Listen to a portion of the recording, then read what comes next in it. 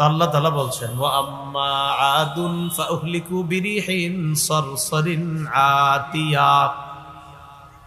আদ জাতিকে ধ্বংস করা হয়েছে প্রচন্ড ঠান্ডা বাতাস দ্বারা। কেমন বাতাস? সাখখারাহা আলাইহিম সাবআ লায়াল ওয়া সামানিয়াতা আইয়াম হুসুমা। তাদের উপর এই বাতাসকে আল্লাহ লাগিয়ে দিলেন, ছেড়ে দিলেন, বাতাস তাদের বশীভূত করে দিলেন।